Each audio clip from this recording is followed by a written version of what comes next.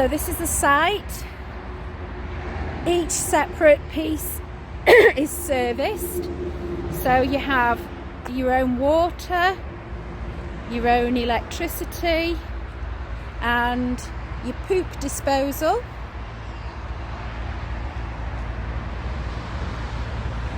Then there is a shower block, men's and ladies, and the showers were really hot, so that was a lovely bonus. I'll just take you around and show you. They're spotlessly clean. They even smell lovely. So this is the showers and the toilet. Plenty of room and a little sink. There's also an area for washing dishes. And then if you go up to the top past this building, there's actually a hostel, and the hostel is part of it, and I was able to do 2 lots of washing and drying for free. There's a little swimming pool up there, and there is also a gym, but I think that was closed. The chap here is absolutely lovely. He speaks excellent English, and is very much, if there is anything I can do for you, just let me know. So this is it. West Camp, Belgrade, Serbia.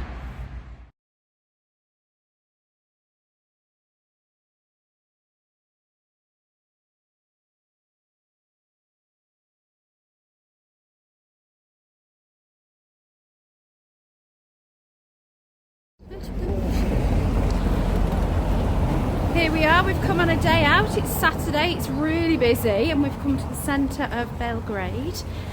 We caught a bus here, and that was a novelty. Oh boy. Free? It was free. Totally free.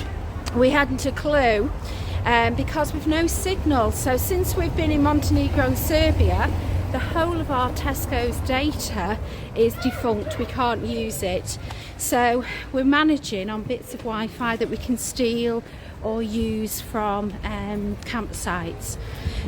But the kindness of the people here again is just unbelievable. Well, the bus driver just said, sit down. There was a couple of ladies who were so keen to make sure we got where we want.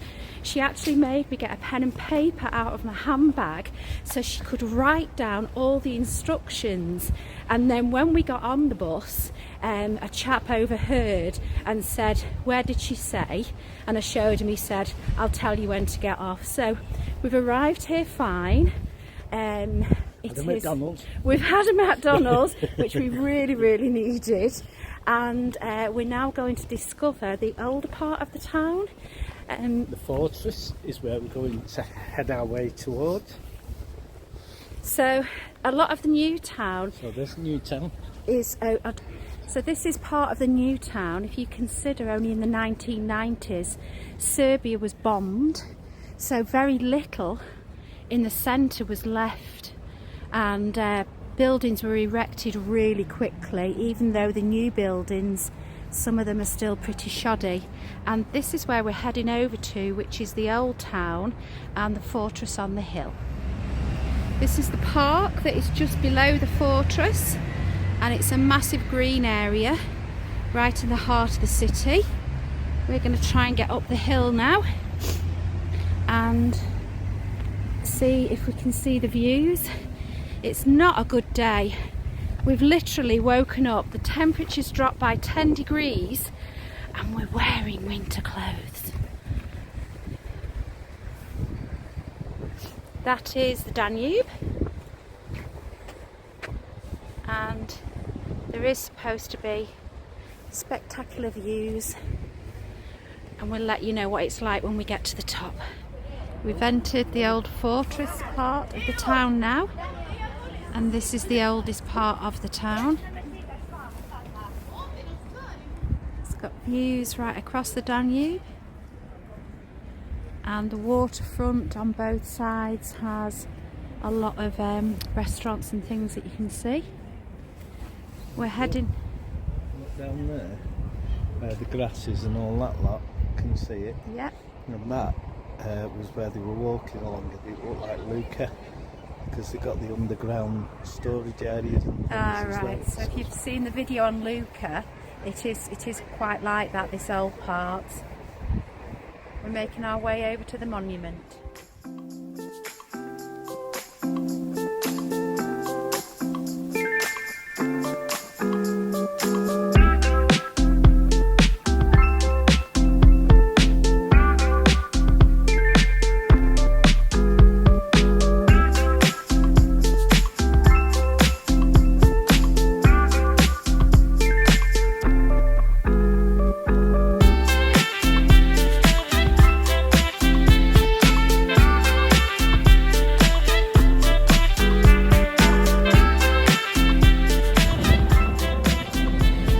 On the bus that the local park down there had been cordoned off, and then on some of the bends of the local park they'd put tyres, and we didn't know why, and this is why.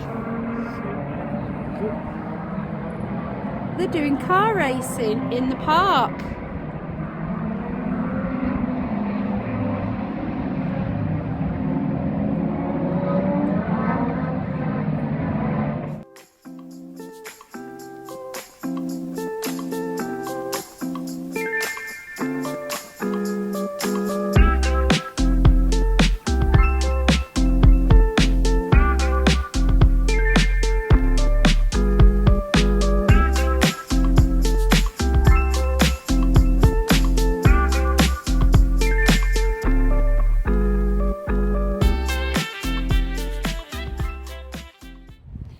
As we travel, we do try and keep up with the news, and sometimes as you're crossing borders you forget in relation to other countries where you actually are, and I think it's surprising how close to the Ukraine we are.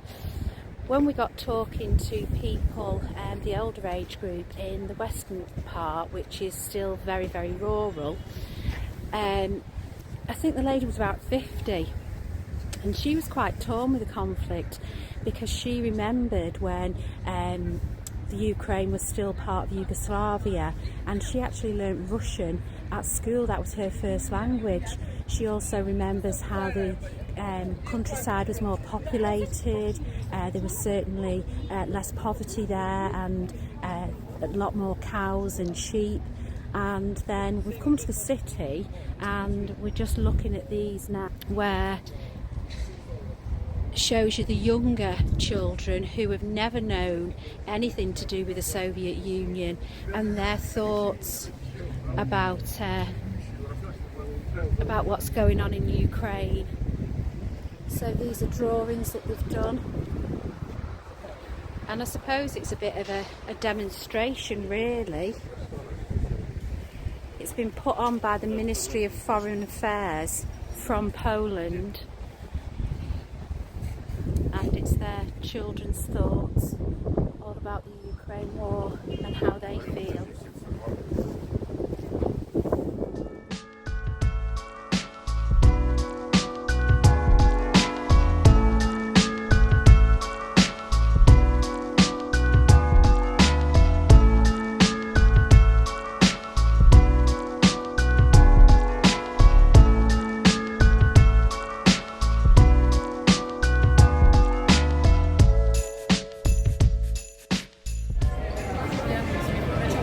So we've just literally crossed the road, come round from the old fortress, and suddenly we've entered another world. This is just bizarre. Trafford Centre.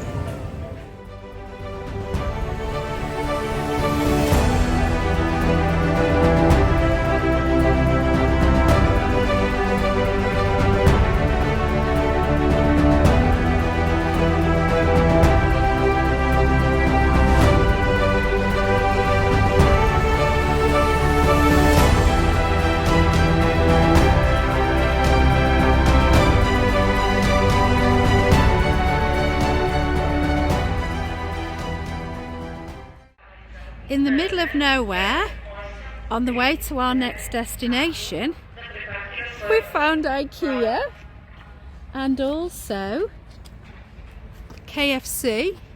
So Ian's absolutely buzzing over that, and a Lidl. So we're going to do a bit of retail therapy. I'm in the market for 2 rugs because the floor of the van is getting a little bit chilly now it's winter. So we'll see what we can find. Okay, so Ian wanted KFC and I'm sick of eating chicken. So he's gladly come to IKEA, and we've got ribs and chips. We've got a stew and mashed potato. That's not mashed potato. Oh, that's mashed my potato. cake.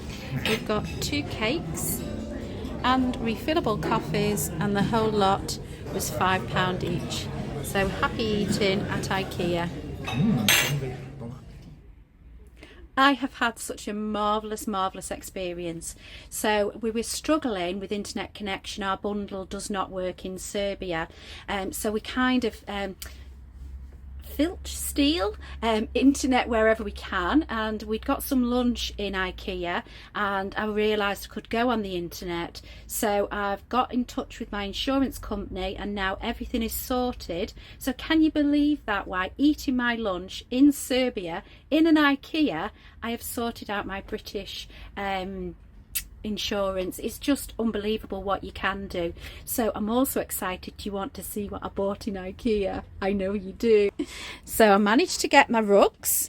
These are really super fluffy. So we've got 2, one for either end.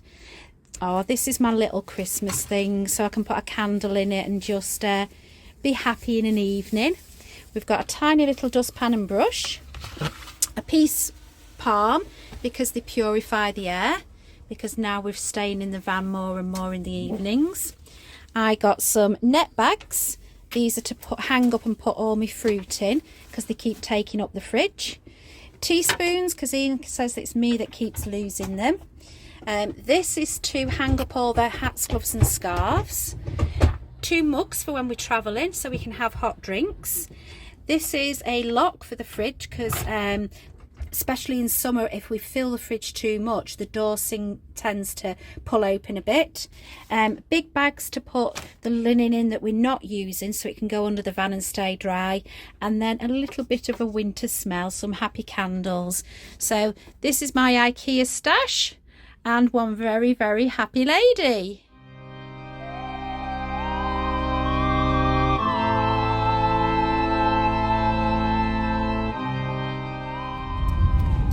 Woken up this morning and it's really a bit of a disaster. We parked in a service station last night and slept. We've woke up this morning and tried the engine, and although it's got electric in the battery, it's got petrol, that last click of the turnover is just not happening. And while we've been sat there, a breakdown truck has come, just finished another job, so I've run over and asked him is there any possibility, does he know what's wrong? He's now towing us to his nearest garage, which is actually 40 kilometres away. The biggest problem we've got that because of the way that the battery is, the way the breakdown is, Ian is driving with no brakes and no power steering. So we are just praying like mad that we get safely to where we need to be.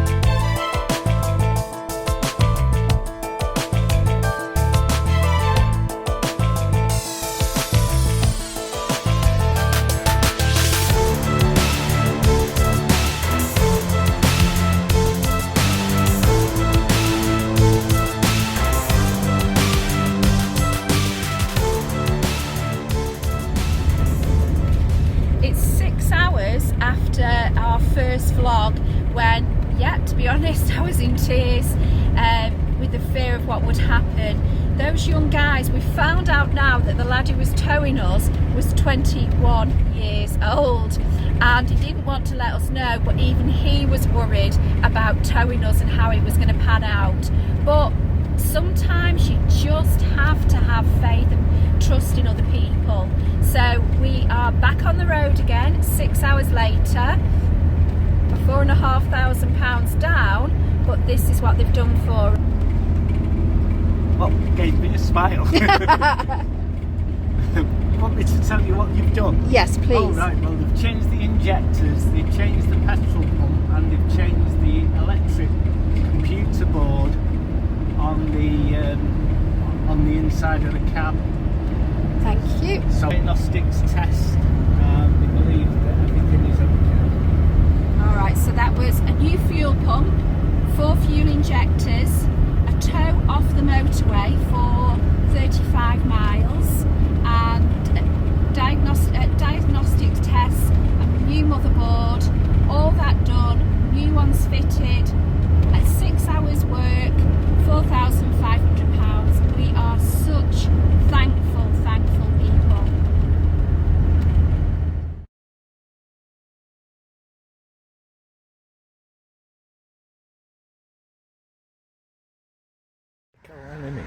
Good morning. We are happy and refreshed after our traumatic day yesterday. Are you refreshed, Ian? I'm refreshed.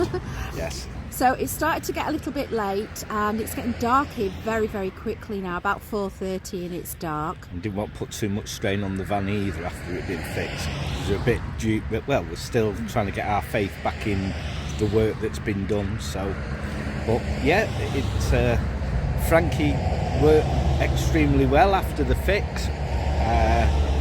And we've decided, we only did about 45 minutes driving, and then we've pulled into this little area that I'd love to show you, because England, you need to get this. So we're just off a dual carriageway.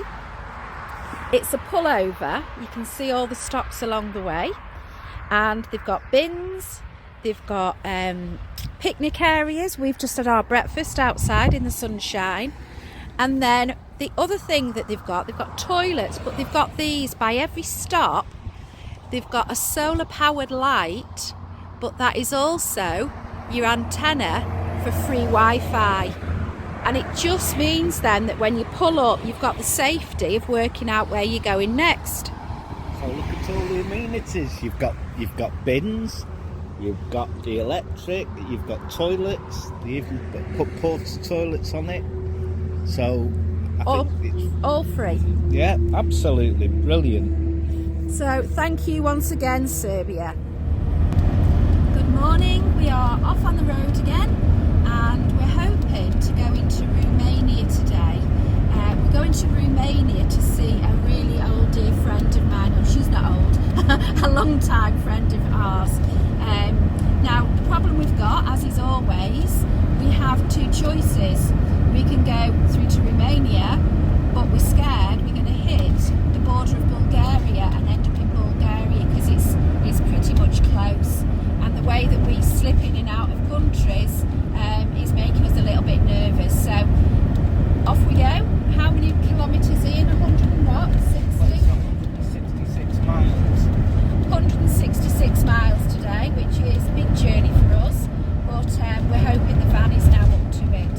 So, see you in Romania or Bulgaria. Everybody has trial and temptation.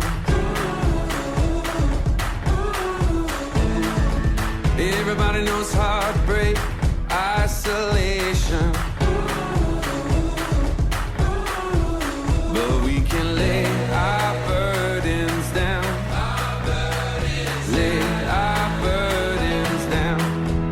What a friend we have in Jesus. He still has my sins are gone. I see grace on every horizon, and forever and ever His heart is my home.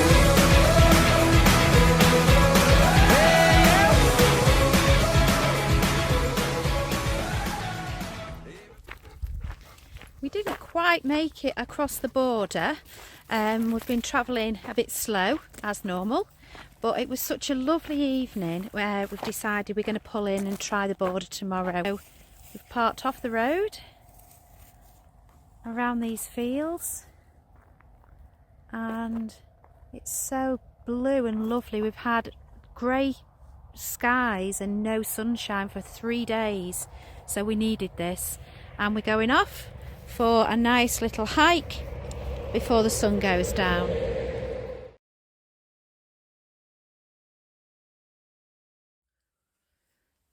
We've woken up this morning in our Serbian lay-by and had a really good sleep. It was very, very quiet. I could hear noises on the car park this morning, so we've gone through our normal routine, brew in bed, got up, fed the dog, gone out to take the dog for a walk. We've got a police car just about 200 metres in front of us that have set up a speed camera, so not knocked on, not bothered us, so we're hoping we get off the site okay. And it just shows you that there's so many free park ups in Serbia that they're just a really, really welcoming people.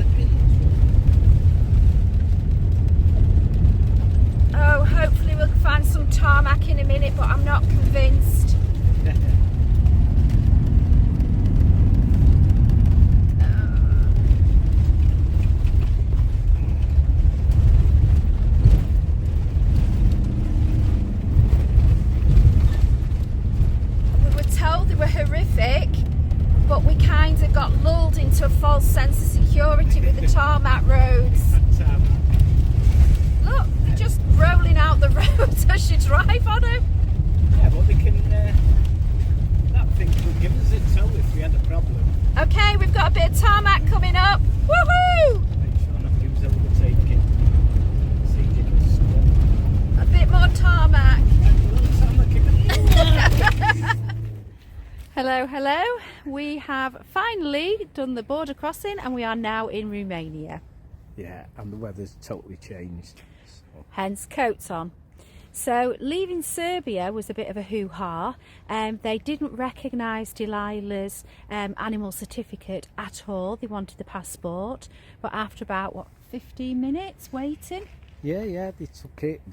They disappeared into a room, and we didn't see them for about a quarter of an hour as we sat there by the border waiting to go across. And then when we crossed Serbia, so they let us out of Serbia finally, when we went into Romania border, which is only about 300 metres away, it was the van that was the problem. So it's been a bit strange. We've come up from Romania and it's been really, really strange. Some of the roads are a bit odd. Yeah, we'll show you them in the videos. But the problem with the van at the border crossing was they wanted all the documentation, including driving licences, which we don't normally get asked for. And then they wanted us to open the lockers to see who was hiding in them. I think they suddenly noticed that there wasn't much room under those lockers to put anything in. Not with this guitar anyway. No. So here we are in Romania, happy as larks. Ooh.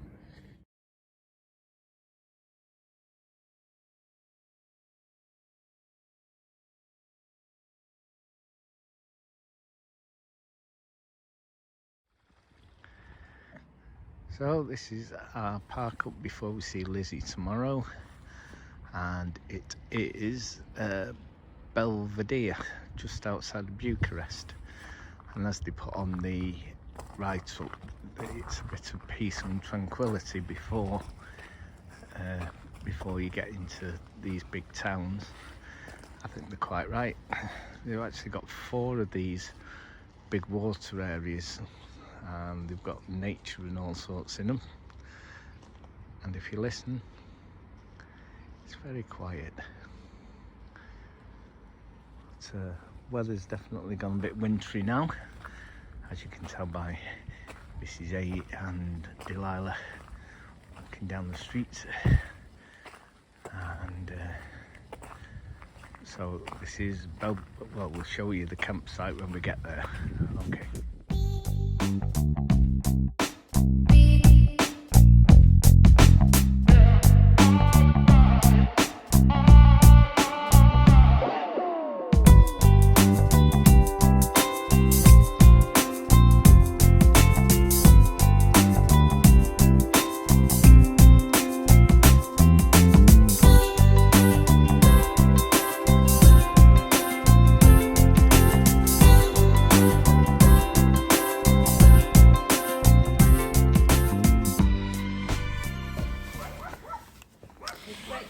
We've just left Bucharest, and we've now come down to see my friend Lizzie.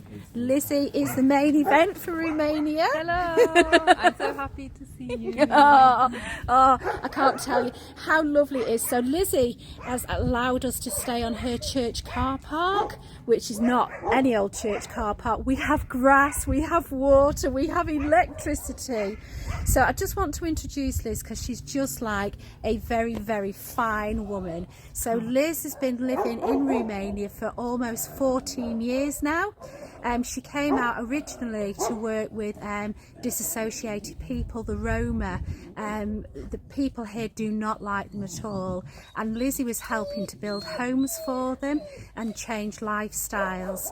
She then moved on to work at a rehab centre, and she worked there for a good while with prostitutes, their families and drug addicts as well, again just really helping with a new lifestyle. And so what are you up to now, Liz?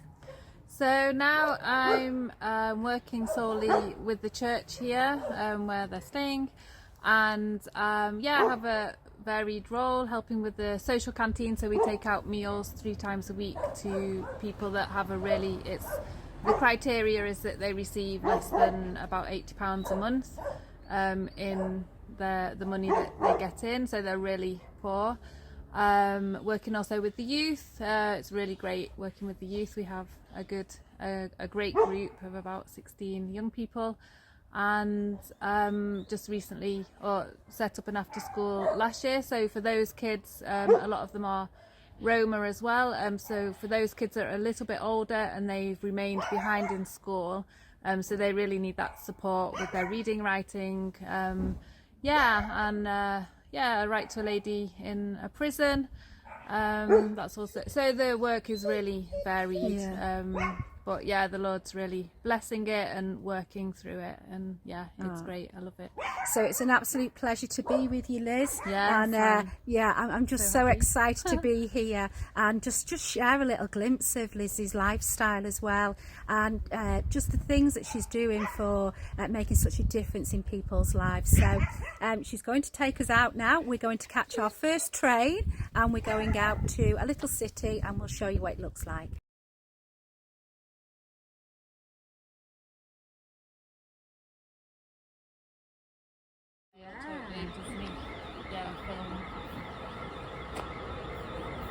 We are off to Sanaya. What? Twain? Shania by Twain?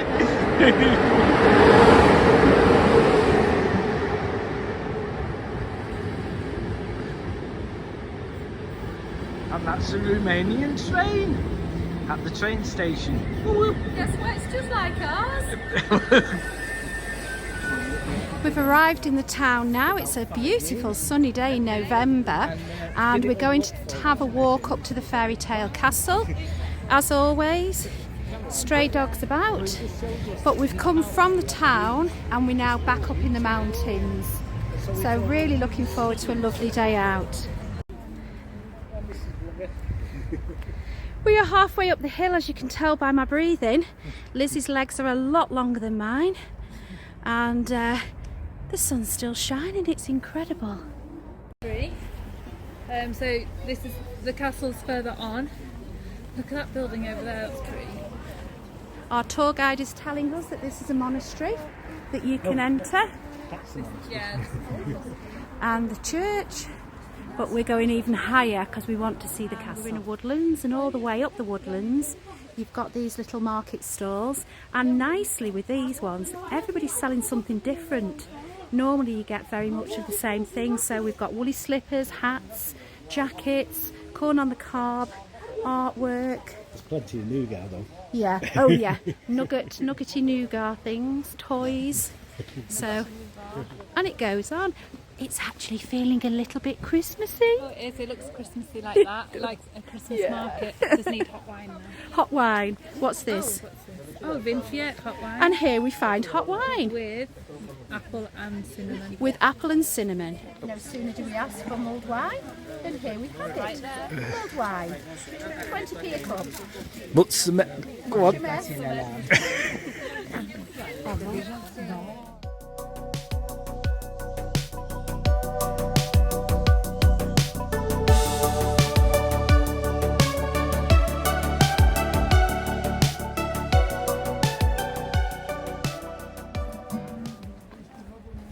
We've made it to the castle, and it was well worth the walk.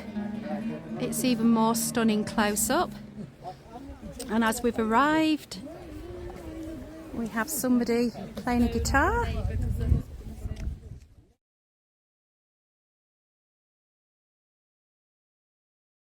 My favourite coloured leaves. Yeah.